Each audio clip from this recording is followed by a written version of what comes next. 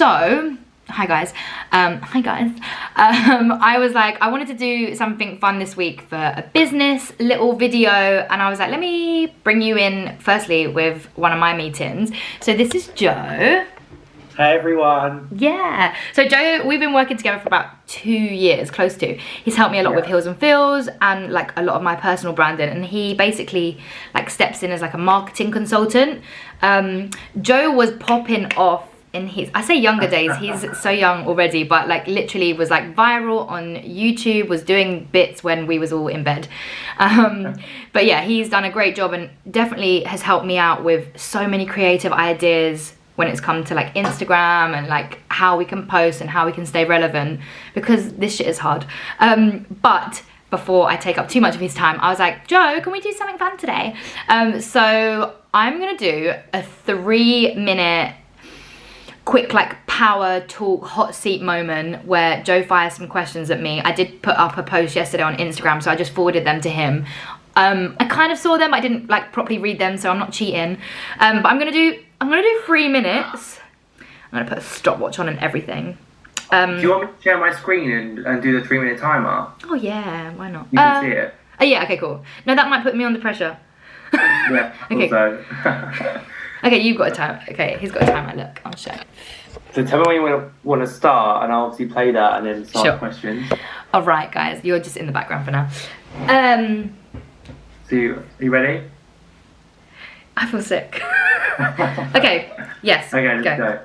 First one, what's the biggest risk you've taken and how did it pay off? Biggest risk is doing the event that I did last year. It cost me around £30,000 to put on. I literally thought, oh my God, if this goes left, we're not gonna have a business next week, and everyone's gonna lose their jobs, and yeah. But we made it work. We made it work, and it's literally elevated my brand so much, so I'm very, very grateful for that event. Yes. Do you believe in faking it till you make it?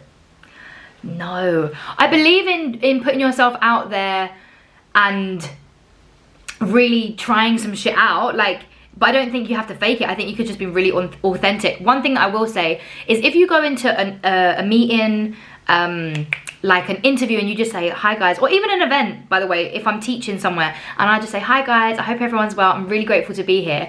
Just gonna let you know, I feel shit scared. I was literally in the toilet all day, like, but I'm so grateful to be here. I have so much to share with you, but I just wanted to be real. I think that comes across more authentic than you going in going, hi guys, I'm Sherelle J, can't wait, like, and these times you're shitting yourself inside. So just be honest, just be real. I think that comes across more authentic, yes. I love that. What's a misconception about your industry?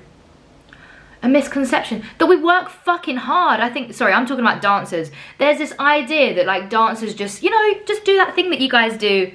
Bro, that thing takes 1,000,000 hours. That's why we charge the rates that we do now. But it's so frustrating. I think we're the one industry that's still like begging to be taken seriously. And this is personally one reason why I started trailing off and going into like other business ventures, because dance, as sustainable as it is for those years where you're getting work, is too up and down. People need to take us more seriously. Yes. What's your opinion on New Year's resolutions? I personally don't set them because, not because I won't keep up with them, but I just think there's that craze around, do it now and then you'll get somewhere. It's like, hold up, like whether I do a goal in February or March, it should be consistent. I should actually get it done. So set it properly, have a good time frame, like make sure that you're setting it up properly for yourself versus just making it up because everyone's telling you to. Yeah. Okay, cool. Is there a saying or quote that you live by today? Yes, my therapist, Darren, he literally says to me, you don't get what you deserve, you get what you tolerate. Ugh. And if you just deal with shit, you're gonna get shit given to you. If you stand for something good, you're gonna get something good. You get what you tolerate. So, basically 30 seconds. How did you recruit a reliable team? Oh my gosh, that's hard. For me, it's about character. What are your interests? What do you care about? What are your morals? We can learn all this stuff as and when, in meetings, over time. Like, I can teach you things, I can teach you the way that we work, but equally it's about integrity, about what matters to me as a business and how you can deliver that. 10 seconds. What's one mistake you've made in your career? What would you do to do it differently? Have contracts in place. That's 3 minutes done. But I'm just gonna say that last, huh? Under pressure, wasn't it? Yeah, that was hard. But that last question, I would say, I'm saying have contracts in place, but generally speaking, have someone help you when you're negotiating terms or you're doing things like that. Like, have something written, have something that backs you up, that protects you and your client or who you're working with, because there's nothing worse than being like months into something and someone pulls out or someone goes MIA or you've lost money. That literally happened. I was telling Joe before I started this that I lost about £5,000 last year for no reason as well. Like, had I just had something properly put in stone or in concrete at the moment that I thought something was a bit iffy, I would have protected myself, but I didn't. So just, yeah, like, don't be in a rush to always say yes. Like, one new rule that I made, by the way, this was like a new little business tip, for someone who's quite open-minded and a bit of a, I'm not a yes man in a bad way, but I get excited quickly. I'm an agreeable person. I'm high in agreeableness, if we're talking personality traits, is I don't make decisions over the phone or on meetings. It's one thing that I say, please can you email me and I'll get back to you, or just send me a message and I'll get back to you. Even if, like, if Joe was to say right now, hey babe, like, should we, I don't know, edit this for tomorrow, I'll be like, give me a sec and I'll get back to you and we'll figure it out. Or like no, that's a bit shit, but yeah. I always think doing that personality test, sorry, by the way, is probably a game changer for me and my team. It helps so much, figuring out where you sit on this scale and then figuring out like what is good for you. Sorry, I'm gonna explain this a little bit more. I'll talk about this in a sec. I'm just gonna let Joe go. But yeah, no, thank you for that. Oh no, amazing, you're welcome. That was fun. Yeah, it's fun, and I'll do a bit more to these guys. But yeah, thank you. I'll let you go then. Yes, thank you so much. Have a good day. Bye-bye. Bye. Bye. By the way, that's not what I do on meetings. I don't just like get people on to like ask me some questions, but we had a chat before I started playing, just about, so he does a lot of my marketing and will help out with like just bouncing ideas of what's relevant this week, what is the message, what's the tone of the year, what's the tone of the month. Like, if we've got a course coming out, what's the best ways to get the message out? If we've got an event coming out, how can we think differently or outside of the box, and what's the best way to get our message out there? So he's been a great addition to the team. But yeah, speaking on that, I'm sure everyone's done some kind of personality quiz in their life, but I think that really helped me out with my business. It's the same way like love languages are helpful in relationships. This really helped me out. And it's just figuring out, like, for instance, if you're high in openness, but you've got a teammate that's not, or someone who works on your team that's not, how do you make that person more actively open to new ideas?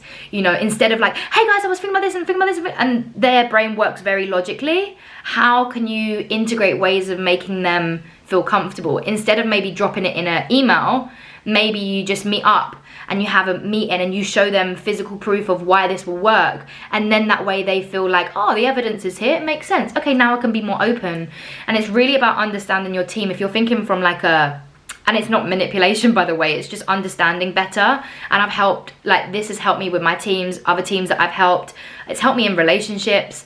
Again, I'm someone who's highly neurotic in this test, so it's like thinks with my emotions, can be quite like excitable, but my PA is low, so it's amazing when I'm panicking or having a moment. I'm like, oh my god, babe, we need to do this, and she's like, okay, no worries, I'll get that done. And I'm like, oh, are you not panicked? And she's like, no. And it actually really levels me out. Whereas if I had someone, my PA especially, who was highly neurotic with me, we'd both just be like this all the time and we'd probably not get much done. So it's really about also understanding a team that works well with you, your vision, your values, your beliefs, but also how you can integrate the way that you work and your behaviors together. And doing certain things like group quizzes and understanding your team so that you can really understand in crisis moments who's gonna favor what, who's gonna help you in different areas. But yeah, I did also have some questions yesterday about someone's business. I basically asked people on Instagram, if you've got some questions about your business, or just, you know, you're struggling or you're in a bit of a sticky situation, like message me and I'll see what my kind of gut instinct would be. So I'm kind of putting myself on the spot here. 2 seconds, let me find. All right, cool, because I did talk yesterday a little bit. So I said in regards to a 9 to 5, I'm not someone who tells my like mentees or clients like, quit your 9 to 5, like you got this, go and start a business, because I realized it doesn't work like that a lot. For me, it was about, like, I had a full-time job in theatre. I was saving like every penny to reinvest, and I spoke about this yesterday. With Heels and Feels, our first course cost around £2,500 to put on. I think the first question is, are you okay with losing £2,500? I think there's this idea of like, be positive, but then there's also an idea of like being realistic. Are you okay to lose that? It's the same with gambling, right? You're taking a risk. If you're not, if that money is a case of paying your bills and going broke or not paying your rent, don't do it. Don't do it, because you're just gonna feel on edge, you're gonna feel sick, you're gonna feel anxiety, like all of that stuff. Like, I just don't think it's worth it in that moment. Maybe at some point, if you're a high risk taker, go and have fun with that. But me, So it was like, look, I'm still in a job, I'm gonna get paid, but I'm okay to risk this. Even breaking even, I figured out like what would my cost be, how many people would I need in the room. And the worst thing is we did sell out. So again, that money, that bit of profit, what did that do? It went straight back into the next event. I don't think I paid myself for like the first 3.5 years. And by that, let me not lie, a lot of that money did go towards like self-assessment. I think one of the biggest fuck ups that happened, and it wasn't really a fuck up, was not realizing my tax bill. And this is what I would say to anyone who's starting to see a bit of money and really seeing that income come in, especially if you haven't like built a business yet and you're taking it as self-assessment, like you're gonna have to pay your way with that. And for me, it kind of worked in my favor because I was looking to buy a house. I needed to have big accounts for those years. And that was literally the way that I guaranteed, to be fair, getting a house. But total transparency, my tax bill 4 years ago was £27,000. The tax bill, not what I earned, tax. So having that aside, which was essentially my deposit for my house, was disgusting, because I was earning, I was like, woo, yeah, but I wasn't putting aside the money. Like, so yeah, there's so many, like, and I would love to do workshops on these kind of things about how we can save our money better and where we can be putting money and all those kind of things. But starting a business was definitely a great thing, because it meant that now I can pay myself in dividends and use company reserves at the end of the year if I'm not now, these are all things, right?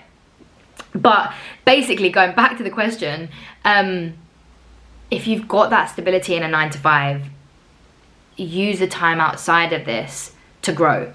And yes, there's probably an element that's like, where do I get the time? But I didn't have weekends. I didn't have weekends for years. And I talk about this quite openly. Like, I had to have that sacrifice of family time, of being away and doing things that like most normal people got to do.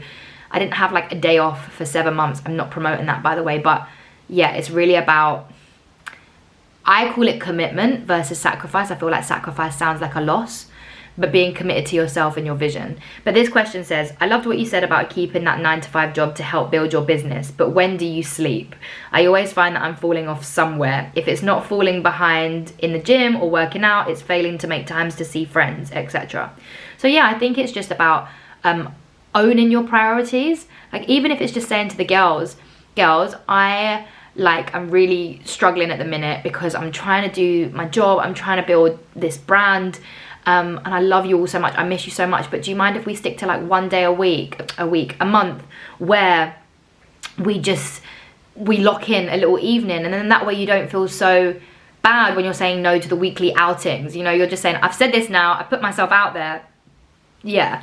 And I think it is about dedicating time. Like, you know, I spoke to a client recently. She said she gave up 1 day a week in her job to start helping herself with her brand. But essentially, like, it wasn't there to build up her brand. It was kind of just taking care of the hours that she already had to fill in somewhere. So I was like, okay, make that Friday about your commitment with your new brand, but maybe make the creative hours on a Monday night when you still feel a bit pumped up at the beginning of the week. Like, there's no point saying putting it in on a Sunday if you know that that is the one day that you look forward to spending time with your family. Like, don't sacrifice to the point where it's going to kill you off and you don't have enthusiasm or momentum or energy to get shit done. Yeah, that's one. Okay, I'm not sure if this is something you can help with, but how do you navigate working with clients you thought you'd resonate and work well with, but really you don't? Do you just stick it out for the number of sessions they've paid for, or advise them to look elsewhere? Help, in capital letters. This is hard. This is hard. I do think integrity is beautiful, and I think you being dishonest with yourself, you're gonna feel a type of way, right? Especially if honesty is something that you value and you're being dishonest, you're gonna feel a type of way. So I think there's a level of care when it comes to any kind of customer facing problem or situation. I think you should always handle with care. You can't just dismiss someone or just go MIA. But I think there's ways of saying something, right? I did have something like this happen in my business that is personal, and I won't speak about it too much.